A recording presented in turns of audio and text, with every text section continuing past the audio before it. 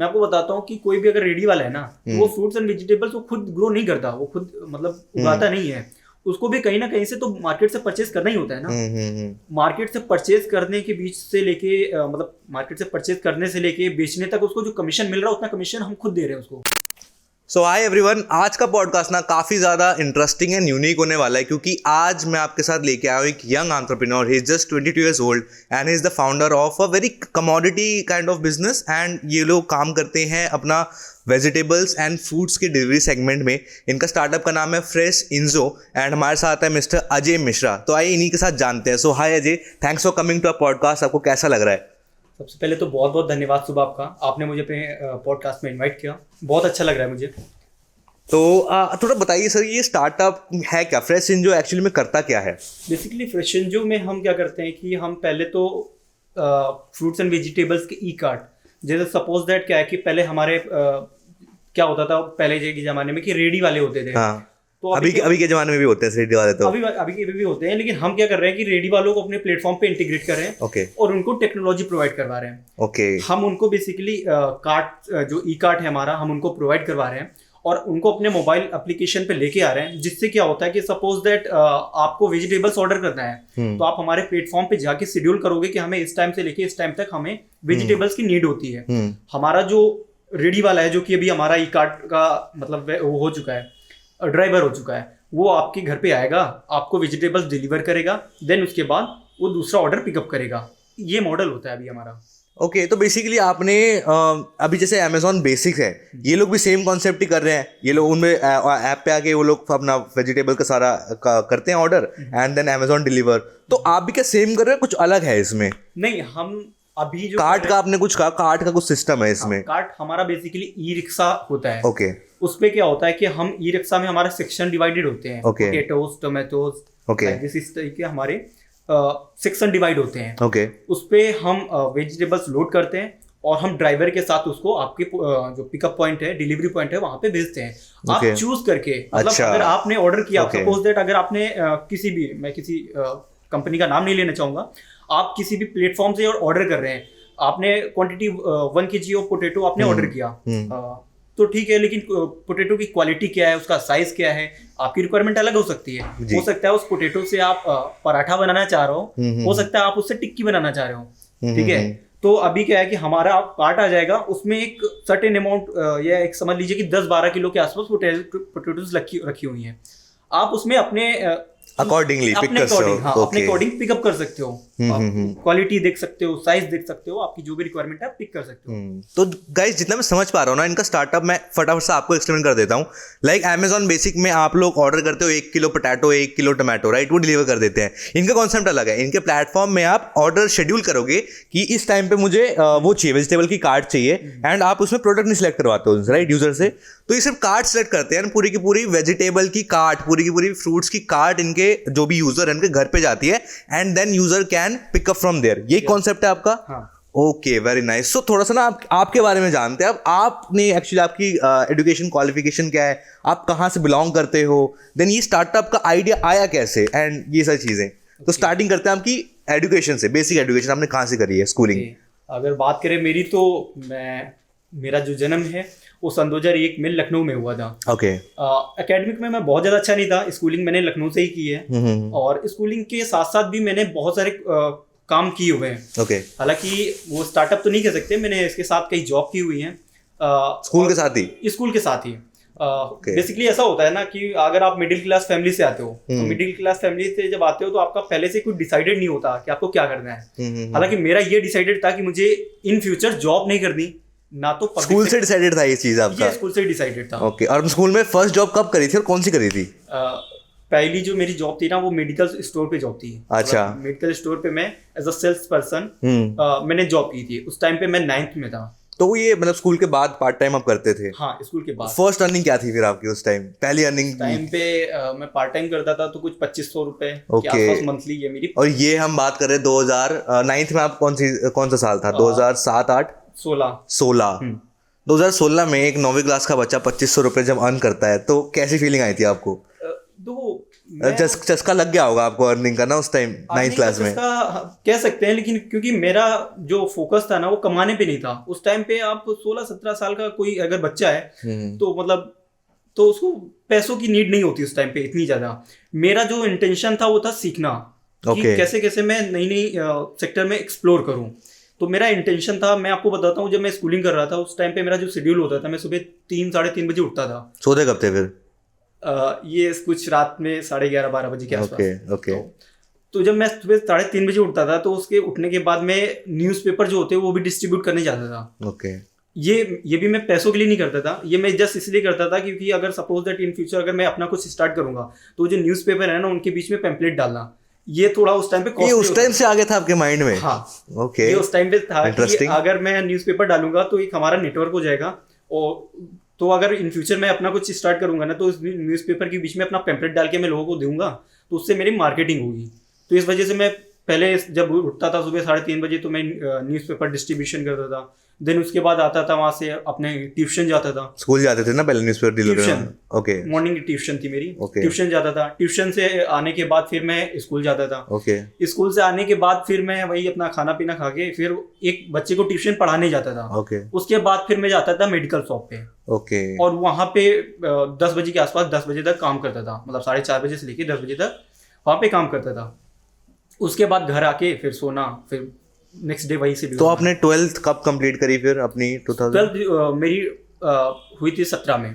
17 में 9 से लेकर 12 तक में ये आपने एक ही ये सेम हसलिंग वाली चीजें करी है, कुछ और भी किया आपने मेडिकल के अलावा? बहुत अलग अलग फील्ड, मैंने मेडिकल शॉप पे भी काम किया हुआ है, मैंने बीपीओज में भी काम किया हुआ है। 12th के पहले ही, मतलब पहले ही आपने? हाँ 12th के साथ, मतलब मैं बताऊँ तो 9th से मैं मेडिकल शॉप पे काम कर रहा था।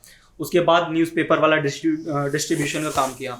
उसके साथ अपने साइड बाय साइड मैंने कुछ मतलब स्टार्टअप चालू किए अपने, जैसे कि एक था हमारा दूध की सप्लाई, मिल्क सप्लाई का, वहीं पे लखनऊ में। इसके अलावा भी बहुत था। ये वेजिटेबल्स वाला मैं अभी इसको मैंने रजिस्टर्ड करवा लिया तो ये स्टार्टअप हो गया। इससे पहले भी मैं लोगों के लिए वेजिटेबल सप्लाई करता था। मैं क्या करता था बेसिकली, अगर जैसे आपको वेजिटेबल्स की नीड है और आप घर पे, आपके घर में वेजिटेबल्स लाने वाला कोई नहीं है तो आप मेरे व्हाट्सएप ग्रुप पे अपनी रिक्वायरमेंट शेयर करोगे, मैं जाके किसी भी लोकल से दुकान से। ये हम कब किस टाइम की बात कर रहे हैं ये वाला? ये मैं बात कर रहा हूँ ये सन 2017-18 की बात। 17-18 में क्या एक कॉन्सेप्ट था कि मतलब व्हाट्सएप पे भी लोग वेजिटेबल मंगा ले? हाँ वो देखो अभी क्या होता है कि वेजिटेबल्स आप मंगाओगे, ठीक है, आप सपोज दैट आप मुझसे वेजिटेबल्स मंगा रहे हो, आप कॉल कर रहे हो, मैंने फैसिलिटीज उस टाइम पे ये रखा था, व्हाट्सएप बिजनेस आ गया था उस टाइम पे, वहां पे मैंने कैटलॉग डिसाइड कर रखे थे। मैंने उनको पहले ही बता दिया था कि आप यहाँ पे रेट देख सकते हो, वेजिटेबल्स की क्वांटिटी देख सकते हो, आप ऑर्डर करोगे हम आपको डिलीवर कर देंगे। इसमें एक चीज बहुत सीखने वाली है गाइस कि जब कोई चीज लगती है ना कि क्या ये हो रहा होगा, तो ये आपका माइंडसेट है। एक्चुअली मुझे भी लग रहा था क्या ये हो रहा होगा, लेकिन कर रहे थे उस टाइम। तो एक बहुत ही सीखने की बात है कि आप हमेशा ये मत देखो, अपना पॉइंट ऑफ व्यू मत लगाओ करो कभी भी बिजनेस में या कोई भी आइडिया में, क्या ये चलेगा कि नहीं। ट्राई करो, आपको खुद ही पता चल जाएगा, जनता ही बता देगी कि ये चलने वाला है कि नहीं। तो आपने फिर अपनी 12th कंप्लीट करी। 12th के बाद आपने क्या, कॉलेज गए? आप कहाँ पे गए, क्या किया आपने कॉलेज में? मैं कॉलेज गया, लेकिन कॉलेज ज़्यादा देर तक, मतलब ज़्यादा दिन तक मैं रह नहीं पाया, क्योंकि जब मैं 12th कंप्लीट करने के बाद मैंने कॉलेज में एडमिशन लिया। कौन सी स्ट्रीम में लिया था आपने? मैंने साइंस फील्ड में लिया था। क्या थी, मतलब डिग्री कौन सी थी? BSc। Okay. Bachelor of computer application में मैंने एडमिशन लिया था। लेकिन उस टाइम पे मुझे एक अपॉर्चुनिटी मिल रही थी, मतलब मेरी दीदी और जो मेरे जीजा हैं वो दिल्ली शिफ्ट हो रहे थे। तो उस टाइम पे मेरे पास एक अपॉर्चुनिटी थी कि मैं दिल्ली, या तो मैं दिल्ली शिफ्ट हो जाऊँ या फिर वहाँ पे रह के मैं अपना कॉलेज कंप्लीट करूँ। तो मुझे लगा कि मैं पहले से भी एकेडमिक में बहुत ज़्यादा अच्छा नहीं था, तो मुझे लगा कि अभी मुझे ये ड्रॉप करना चाहिए। हालांकि आप आज की टाइम पे ये कॉलेज ड्रॉप का सिस्टम बहुत ज़्यादा मतलब ये फैसिनेटिंग हो चुका है। उस टाइम पे इतना मेरे दिमाग में ये नहीं था। उस टाइम पे तो मैंने ऐसा सुना भी नहीं था किसी ने कॉलेज ड्रॉप आउट करके $1 बिलियन कंपनी बना दी। उस टाइम पे जस्ट मैंने इसलिए ड्रॉप किया था अपना कॉलेज कि मैं अपनी दीदी और जीजा के साथ दिल्ली शिफ्ट होऊंगा, और लखनऊ के कंपेयर में दिल्ली थोड़ा ज़्यादा डेवलप था, यहाँ पे अपॉर्चुनिटी थोड़ा ज़्यादा है। इस वजह से मैं यहाँ पे उनके साथ चला आया। और यहाँ पे आने के बाद जो मैं वहाँ पे लोगों को व्हाट्सएप पे सब्जियाँ सप्लाई कर रहा था और वहाँ व्हाट्सएप से ऑर्डर ले रहा था, यहाँ पे आके हमने उसका ऐप बनाया। ऐप बनाने के बाद फिर धीरे धीरे उसको, तो यहाँ से मतलब इस पॉइंट से फ्रेश इंजो की शुरुआत हुई। हाँ, ओके। तो ये ऐप आपने तो बीच से छोड़ दी बीच में, ये ऐप आप कैसे बनाया आपने? इसके लिए मेरे पास एक को फाउंडर है। ओके। कैसे मिले वो को फाउंडर आपको, स्टोरी बताइए।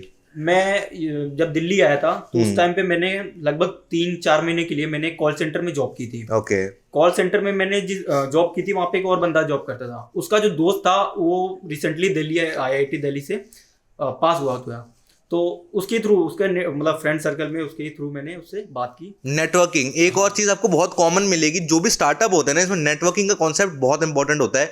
और ये ऐसा नहीं नेटवर्किंग आपको किसी इवेंट में जाना होता है, नेटवर्किंग कहीं पे भी हो सकती है। आप यहाँ बैठे हो, आप वहाँ बैठे हो, just you have to observe the people, right. Then क्या हुआ, आप उनसे कैसे वहाँ मिल गए? देन फिर हमने मतलब मैं पहले से ही कर रहा था वेजिटेबल्स पे, उस टाइम पे हमारा प्लेटफॉर्म नहीं था, उस टाइम पे हम व्हाट्सएप से ही कर रहे थे। फिर मैंने उनसे बात की, मैंने उनको बताया कि हम इस टाइप से लखनऊ में कर रहे थे और अच्छा रिस्पांस था फ्रूट्स एंड वेजिटेबल्स की मार्केट पे। और फिर हमने एक बार बैठ के डिस्कस भी किया कि यार ये फ्रूट्स एंड वेजिटेबल्स की मार्केट आगे भी रहने वाली है। तो ये कौन सा ड्यूरेशन है? 2020-19 कौन सा टाइम चल रहा है? 19 था, अक्टूबर 19 की बात है। कोविड से थोड़ा पहले होगा शायद ये। कोविड से पहले ही था।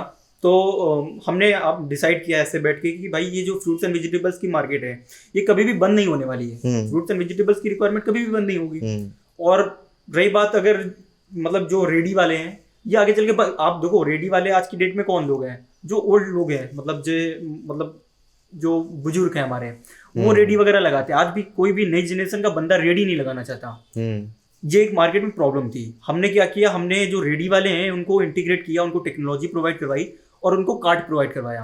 तो अभी हमने ये नोएडा से स्टार्ट किया था। ये ऐप बनने में, जो आपने ऐप बनाने का सफर स्टार्ट किया, इसको कितना टाइम लगा ऐप बनने में? क्योंकि मैं भी टेक फील्ड से, तो मुझे इसमें काफी इंटरेस्ट है। ये ऐप का प्रोटोटाइप आपने पहले बनाया होगा, है ना? उसके बाद ये मतलब एक होता है कि प्रोटोटाइप आपने बनाया और एक होता है कि रेडी है, अब इसमें यूजर आके आ जाए और काम कर सकता है। तो ये ड्यूरेशन क्या था इसका बनने का? पहले जब हमने ऐप बनाया था तब हमारा नॉर्मली ऐप था, जैसे बाकी सभी कंपनियों के ऐप होते हैं। आप वहाँ पे जाके ऐप पे जाओगे, रजिस्टर करोगे और फ्रूट्स एंड वेजिटेबल्स क्वांटिटी डाल के आप सिलेक्ट करके डिलीवरी अपना एड्रेस डाल के ऑर्डर कर सकते। इसमें ट्रैफिक था ऐप में स्टार्टिंग में? हाँ, ट्रैफिक था। और उसके कैसे बाद था वो मार्केटिंग भी किया था हमने।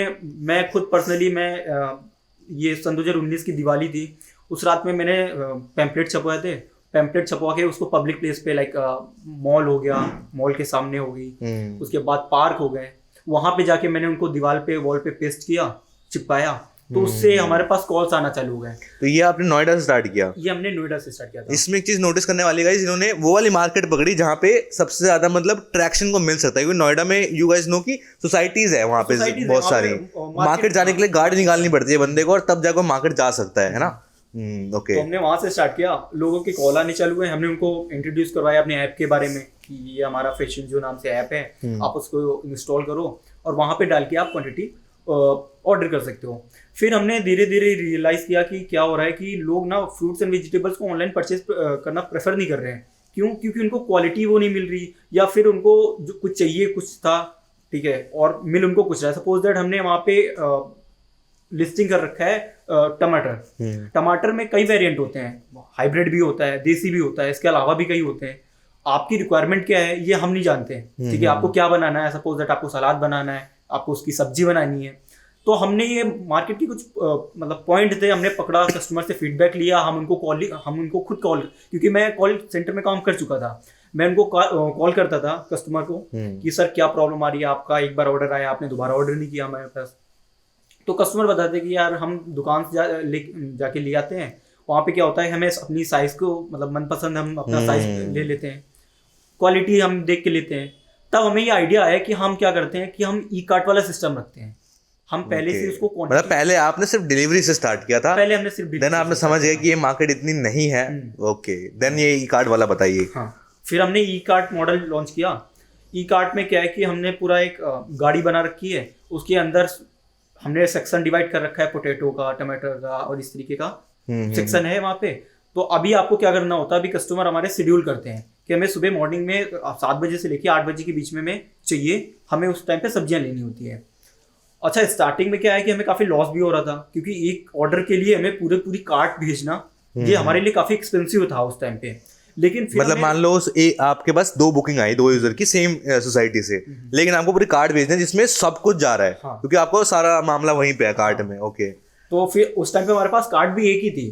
सपोज दैट अगर आप नोएडा सेक्टर 12 से कर रहे हो ऑर्डर और कोई नोएडा सेक्टर 21 से कर रहा है, तो ये हमारे पास ई रिक्शा है ऊपर से, एक ही ई रिक्शा है। ऑल्दो कहते हैं कि सस्ता है, लेकिन नोएडा में डिस्टेंस भी बहुत ज्यादा है ना, काफी ज्यादा। ओके, तो हमारे पास ई कार्ड एक ही था, तो फिर हमने क्या किया, हमने उनसे मतलब रोज की बुकिंग की, आप एक बार 1 महीने के लिए पूरा शेड्यूल कर लो कि आपको किस टाइम से लेके किस टाइम तक चाहिए। हमने उस हिसाब से स्लॉटेड बांट दिए कि आपको सुबह 7 बजे से लेके 7:30 बजे के बीच में आपका कार्ट आ जाएगा, आप सब्जियां ले लो। ऐसे ही हमने अलग अलग लोकेशन पे डिस्ट्रीब्यूट कर दिया। डिस्ट्रीब्यूट करने के बाद फिर हमने और भी इंटीग्रेट किया। हमें पहले हमारे इन हाउस होते थे जो ई कार्ट के ड्राइवर थे, वो एक कार्ट था, एक कार्ट से 2 कार्ट कैसे बने आपके, फिर कितने टाइम में बने? मैं आपको बताता हूँ, ये बहुत इंटरेस्टिंग पॉइंट है। पहले हमारे पास एक ई कार्ड था, और मैंने आपको जैसे पहले बताया कि एक ऑर्डर के लिए पूरा ई कार्ड भेजना वो काफी एक्सपेंसिव था। लेकिन हमने रियलाइज किया कि जब ई कार्ड जा रहा है ना, परचेज तो एक ही बंदा कर रहा है। ऑर्डर मतलब एक ने करा है, ऑर्डर एक ने किया, परचेज एक ने किया, लेकिन और भी लोग रहे। क्योंकि अगर आपके घर के सामने कोई ई कार्ड आ रहा है और आपका पड़ोसी वो परचेज कर रहा है, तो आपकी भी नजर जाएगी। सेम मतलब कॉन्सेप्ट वो रेडी वाला ही है। एक मतलब एक बंदा ले रहा होता है, वो आवाज लगा होता है, ये ले लो, ये ले लो, एंड देन फिर देखा देखी भी नहीं कि वो आंटी ले रही है मेरे बगल में, तो मैं भी ले लेती हूँ। या सुनीता ने कहा कि आओ रीमा हम भी जाके ले लेते हैं, है ना। Okay okay okay. तो इस तरीके से हमारे पास ना कस्टमर इंटरेक्शन ज्यादा आया। उस टाइम पे हमारे पास और भी कस्टमर आने लगे, लोग हमें कॉल करते थे कि सर आपका। बट एक चीज बताओ, सोसाइटी में तो यार कार्ट वाट अलाउड ही नहीं होते जाने, ये कैसे आपने फिगर आउट किया? हाँ, ये मैं आपको बताता हूँ। जैसे अभी आपका नॉर्मल रेडी है, तो आपको सोसाइटी में अंदर अलाउड नहीं करेंगे। लेकिन अगर सोसाइटी के अंदर से किसी जो वहाँ पे रेसिडेंटल है, अगर वहाँ पे किसी ने ऑर्डर किया है, तो फिर हमें वहाँ पे जाने देते हैं, क्योंकि तो ऑर्डर है, क्योंकि हमारे पास ऑर्डर है, वो जाने देते हैं। ओके। और ये हमारे लिए बहुत अच्छी बात है। ये हमारे लिए बहुत अच्छी बात है, क्योंकि अगर नॉर्मल अगर मैं कर रहा हूँ या रेडी, या फिर हमारा ऐप वगैरह नहीं होता, तो जो सोसाइटी के कार्ड होते हैं वो हमें अंदर एंट्री नहीं देते हैं। लेकिन हमारे पास जब प्री ऑर्डर होते हैं ना, तो वो हमें एंट्री भी दे देते हैं, और साथ में हमें मार्केट भी मिल जाती है। वहां पे हम जाके अपना पैम्पलेट भी लगा सकते हैं। हमने अपनी कार्ट में ही पूरा अपनी डिजाइनिंग करवा रखा, वहाँ पे QR कोड दे दिया ऐप का। वहीं से हमारे बहुत ज्यादा ऐप के डाउनलोड तो हमें वहीं से हुए हैं। Okay okay. फिर हाँ, हम इस पार्ट पे थे, आपने एक कार्ड से दूसरी कार्ड की मतलब जर्नी क्या थी, फिर 2 से 3 वो उस वाले पार्ट पे थे हम लोग। जो मुश्किल था हमारे लिए वो पहला ही कार्ड था। ओके। पहला कार्ड ये हमारा आया था लगभग 1.5 लाख के आसपास। ओके। वो हमारे लिए सबसे मुश्किल था। जब एक कार्ड आ गया, उसके बाद फिर हमारे पास इतना ट्रैफिक है, इतना आपको कि कस्टमर आने लगा कि हमने एक साथ फिर 3 और कार्ड खरीदे। ओके। हाँ, हमारा 4 कार्ड के आसपास अभी आज की डेट में 4 कार्ड है। ओके। एंड बाकी फिर आपने कि कहा कि अब कब तक हम कितने कार्ड लेके आएंगे। हाँ। एसेट हैवी आपका वेंचर बन रहा था, तो आपने उसका एसेट लाइट करना स्टार्ट कर दिया। अब वो पता वो कैसे किया आपने? अभी हम क्या कर रहे हैं, पहले हमारे ड्राइवर इन हाउस होते थे। अभी हम क्या करते हैं, जो रेडी वाले हैं हम उनको अपने पास लेके आते हैं, उनको हम प्रॉपर ट्रेनिंग देते हैं कि आपको कैसे जाना है, कैसे डिलीवरी करनी है, क्या आपका ड्रेसिंग सेंस क्या होना चाहिए। हमारी टी-शर्ट्स होती हैं, हमारी टी-शर्ट वगैरह होती हैं, तो हम उनको अपने प्लेटफॉर्म पे इंटीग्रेट करते हैं। और कमीशन बेस्ड मॉडल होता है हमारा। सपोज दैट अगर आपका एक दिन में 100 किलो आलू आपने बेच लिए हैं, तो बेचने के बाद आपका हम कुछ % कमीशन हम रखते हैं, कुछ % कमीशन आपका है। हाँ, लेकिन वहाँ पे होता ये कि जो फ्रूट्स एंड वेजिटेबल्स है वो हमारे स्टोर से ही आपको, मतलब हमारा जो कलेक्शन सेंटर है वहीं से आपको पिकअप करना है। आपको ई रिक्शा मिलेगा, आपको सिर्फ एज अ ड्राइवर उसके साथ काम करना है। तो मतलब 4 कार्ड्स ही हैं आपके, वो अब ड्राइवर चेंज कर रहे हो ऐसा है, या फिर कि अपना भी कोई कार्ड लेके आके रजिस्टर करके आपके साथ जुड़ सकता है? नहीं, कार्ड हमारे ही रहते हैं। ओके। पूरा जो ब्रांडिंग रहता है वो हमारा ही रहता है। हम अभी तो 4 है हमारे पास। हम इन हाउस अभी हमारी ट्रेनिंग चल रही है। अभी काफी जो रेडी वाले हैं, हमने उनसे बात की है, उनको हमने टाई अप करवाया अपने साथ। और अभी हमारा है कि हम एक साथ अब 10 और भी ई कार्ड खरीदेंगे। ओके। बट इसमें वो है ना, एक रेडी वाला होता है, उसकी खुद की रेडी होती है, वो अपने आप में एक एंटरप्रेन्योर होता है कि भाई मैं आज सुबह यहाँ से माल उठाऊंगा, यहाँ पे आके बेचूंगा। आप उस रेडी वाले को कह रहे हो कि यार तू बस ड्राइवर बन के आ मेरे साथ, मैं तेरे को कमीशन दूंगा, बेच दे। तो इसमें आपने उनका माइंडसेट कैसे चेंज किया है? हो भी रहा है या नहीं हो रहा है ये माइंडसेट चेंज? ये बहुत ही इंटरेस्टिंग बात है। मैं आपको बताता हूँ कि कोई भी अगर रेडी वाला है ना, तो वो फ्रूट्स एंड वेजिटेबल्स वो खुद ग्रो नहीं करता, वो खुद मतलब उगाता नहीं है। उसको भी कहीं ना कहीं से तो मार्केट से परचेज करना ही होता है ना। मार्केट से परचेज करने के बीच से लेके मतलब मार्केट से परचेज करने से लेके बेचने तक उसको जो कमीशन मिल रहा है, उतना कमीशन हम खुद दे रहे हैं उसको। ओके, सेम चीज आप कर रहे हो बेसिकली। और उसको हेडेक भी नहीं है कि माल नहीं बिका तो खराब हो जाएगा, ये सब चीजें होंगी। देखो, क्वालिटी की गारंटी हमारे पास खुद की है। हमारा जो टाई अप है वो डायरेक्टली किसानों से है। ओके। किसानों से टाई अप है, किसानों से हम परचेज करते हैं पूरा फ्रूट्स एंड वेजिटेबल्स। उनको अपनी वेयर हाउस में हम रखते हैं। वेयर हाउस में आप अपनी रिक्वायरमेंट के हिसाब से, अगर आप हमारे पार्टनर हो, ई कार्ट के पार्टनर हो, आप अपना पिक करोगे, जो भी जितने भी ऑर्डर होंगे आप उनको डिलीवर करोगे, ऑर्डर के बीच में अगर आपके पास कुछ भी इन स्टॉक हो जाता है तो आप दोबारा आके कलेक्शन पॉइंट से उसको दोबारा से रिफिल कर सकते हो और दोबारा हम आपको ऑर्डर प्रोवाइड करवाने लगेंगे। ओके तो अभी ग्रोथ कैसी चल रही है इसको? आपको फ्यूचर आपने बोला कि मैं 10 कार्ट और लेके आने वाला हूँ, तो अभी आपका वेंचर नोएडा में है, आपके फर्दर प्लान्स क्या है कि नोएडा में ही हम इसको एक्सपैंड करेंगे? क्योंकि दिल्ली में मुझे लग रहा है दिल्ली में शायद थोड़ी डिफिकल्टी ज़्यादा आएंगी आपको, क्योंकि मे भी चल जाए मे भी ना चले, क्योंकि दिल्ली में तो भाई नीचे ही बंदा है कार्ट वाला सेम है ना। वहाँ नोएडा में तो प्रॉब्लम फेस करते हैं लोग कि सोसाइटी में नहीं है। दिल्ली में बहुत कम पॉकेट्स हैं ऐसे जहाँ पे सोसाइटी वाला कल्चर है, बट वहाँ पे भी आजकल मार्केट वगैरह लगती है। तो क्या आप आउटर एरियाज में फोकस कर रहे हो अभी के लिए, या फिर आपका प्लान है कि आप ऐसे मेट्रो सिटीज में भी आओगे?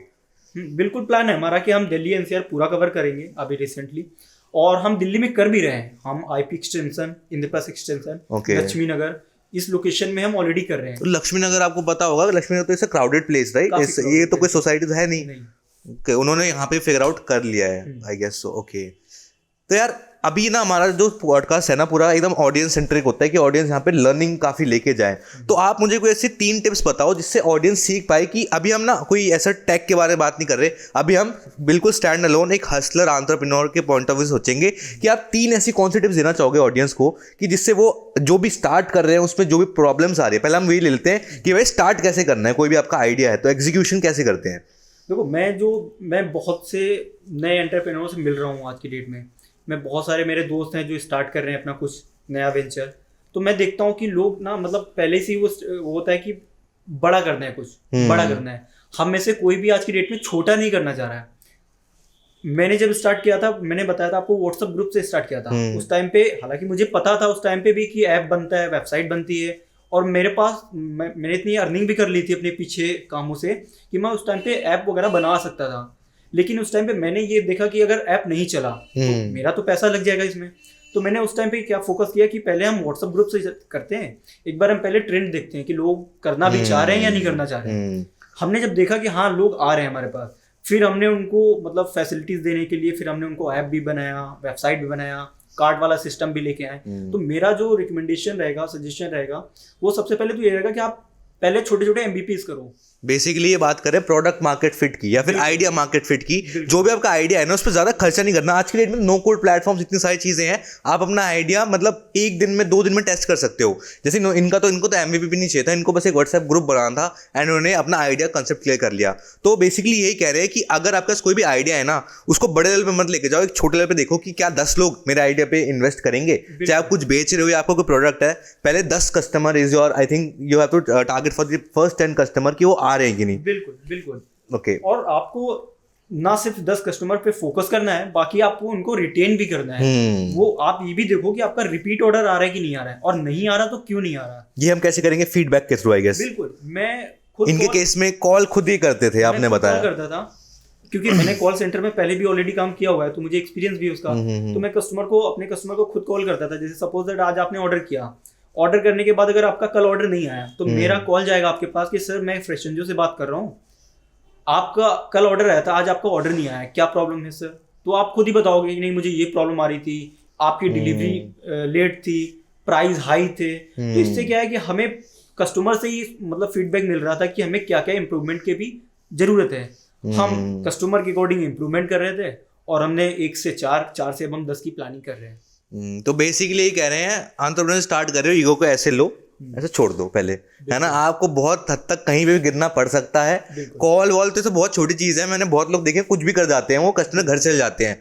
उनकी 10 रुपए की चीज़ बेची एक बंदे ने ना, 10 रुपए की चीज़ के लिए घर चले जाएगा बंदे कि सर आपने नेक्स्ट टाइम क्यों नहीं लिया। मैंने ऐसे भी लोग देखे हैं। तो इट्स की हाँ आप प्रोडक्ट मार्केट फिट चेक करो, आप अपने कस्टमर से फीडबैक लो। आप फीडबैक के लिए यार इतना झोल झमेला नहीं करना पड़ता कि मैं गूगल फॉर्म भेजूँ, मैं रिव्यू भेजूँ। आप एक सिंपल फोन या व्हाट्सएप मैसेज ड्रॉप कर सकते हो। नहीं कर रहा तो उसको परेशान करो थोड़ा बहुत कस्टमर को, है ना। उसके भलाई, आप अपने भलाई के लिए कर रहे हो, वो अपने भलाई के लिए कर रहा है। ज़्यादा से ज़्यादा क्या होगा, वो 4 बार कॉल काटेगा, और नहीं काटेगा तो नेक्स्ट कस्टमर मूव आउट कर जाओ। तो बहुत से लोग आपको फीडबैक देना चाहते हैं। हाँ। अगर आप ले रहे हैं तो हाँ। अगर आप कस्टमर से बात करेंगे तो कस्टमर भी आपसे बात करना चाहेगा।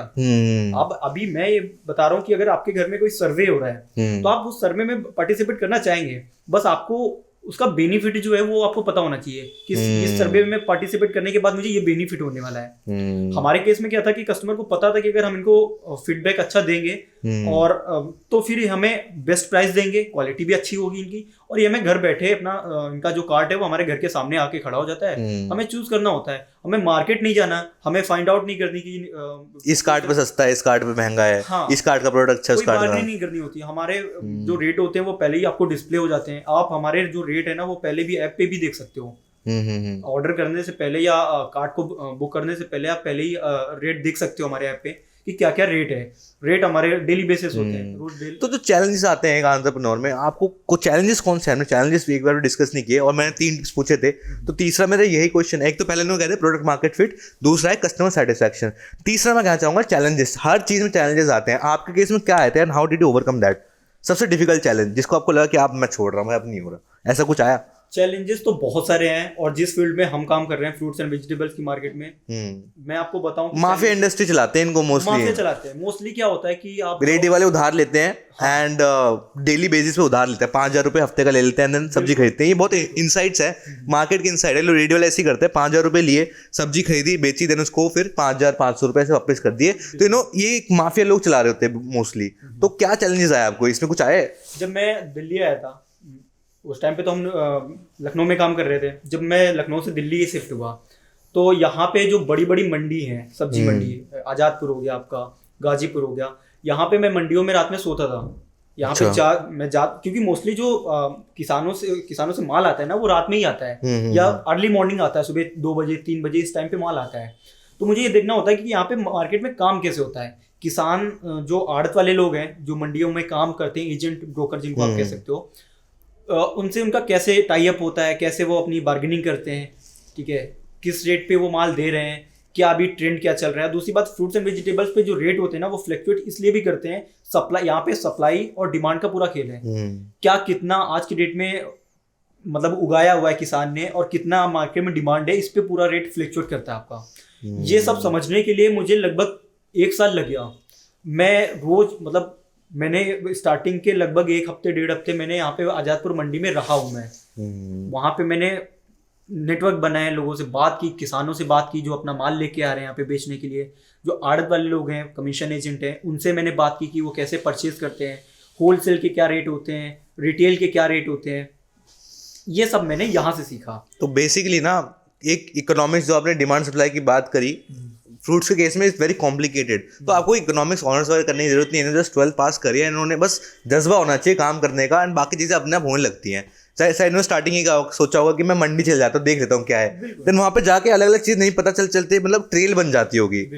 ओके, तो कोई लास्ट मैसेज आप देना चाहते हैं हमारे ऑडियंस को कि यार कोई अगर हमने 3 वैसे तो बहुत अच्छे पॉइंट डिस्कस कर लिए हैं, फिर भी आपके मन में कोई हो आउट ऑफ दिस पॉडकास्ट और आउट ऑफ एंटरप्रेन्योरशिप, आप कुछ मैसेज देना चाहते हो हमारे ऑडियंस को? देखो, मोस्टली मेरा जो एक्सपीरियंस है या जो मेरा बैकग्राउंड है वो मैं शुरुआत से ही एंटरप्रेन्योर की फील्ड में हूँ। मैं सन 2016 से, जब मैं 16-17 साल का था उस टाइम से मैं यही कर रहा हूँ। तो बेसिकली मैं आपको यही एडवाइस दूंगा। पहले तो मैं एडवाइस नहीं दे रहा हूँ, मेरा जस्ट सजेशन आपको यही रहेगा कि आप इनोवेशन पे फोकस करो। आप छोटे छोटे MVPs करो, लोगों से फीडबैक लो, किसी भी फील्ड में जाओ, आप अपनी फील्ड के मास्टर बनो। आप अपने फील्ड के बारे में आप और किसी से ज़्यादा नॉलेज आपके पास होनी चाहिए। आज की डेट में फ्रूट्स एंड वेजिटेबल्स की मेरे पास बहुत अच्छी नॉलेज है। ये नॉलेज मैंने किसानों से मिलकर ली। ये नॉलेज मेरे पास शुरुआत से नहीं थी। उस टाइम पे तो सीधा ये होता था कि मेरे पास व्हाट्सएप ग्रुप पे ऑर्डर आते थे, मैं बाजार या मंडी जाके उसको परचेज करता था, लोगों को डिलीवर करता था। जब मैं दिल्ली आया तो मुझे पता चला यहाँ पे मंडियाँ हैं, यहाँ पे सोसाइटीज़ में दुकानें हैं। मुझे यहाँ पे थोड़ा कॉम्प्लिकेटेड ज़्यादा लगा कंपेयर टू लखनऊ। तो मैंने यहाँ पे जाके मंडियों में पहले सर्च किया कि क्या है क्या नहीं है, किस हिसाब से काम हो रहा है, किसान किस रेट पे माल देते हैं।